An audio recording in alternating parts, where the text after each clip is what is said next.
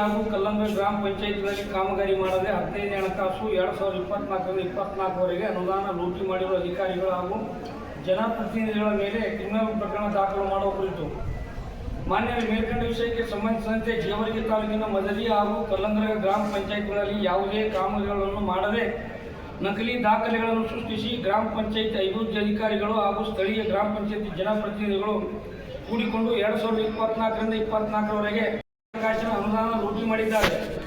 ಲೂಟಿ ಮಾಡಿರುವ ಅಧಿಕಾರಿಗಳ ಹಾಗೂ ಜನಪ್ರತಿನಿಧಿಗಳ ಮೇಲೆ ಕ್ರಿಮಿನಲ್ ಪ್ರಕರಣ ದಾಖಲಿಸುವಂತೆ ನಡೆಸಿ ಹಾಗೂ ಲೂಟಿ ಮಾಡಿದ ಹಣವನ್ನು ಮರಳಿ ಸರ್ಕಾರದ ಬೊಕ್ಕಸಕ್ಕೆ ಜಮಾ ಮಾಡಿಕೊಳ್ಳಬೇಕು ಎಂದು ತಮ್ಮಲ್ಲಿ ವಿನಂತಿ. ಈ ಮನವಿಗೆ ಸ್ಪಂದಿಸಿ 7 ದಿನಗಳ ಒಳಗಾಗಿ ಸೂಕ್ತ ಕ್ರಮ ಕೈಗೊಳ್ಳಬೇಕು. ಒಂದು ವೇಳೆ ನಿರ್ಲಕ್ಷಿಸಿದರೆ ತಮ್ಮ ಕಚೇರಿ ಮುಂದೆ ಉಗ್ರವಾದ ಹೋರಾಟ ಮಾಡಬೇಕಾಗುತ್ತದೆ ಎಂದು ಈ ಮೂಲಕ ತಮಗೆ ಎಚ್ಚರಿಸುತ್ತೇವೆ ಸರ್.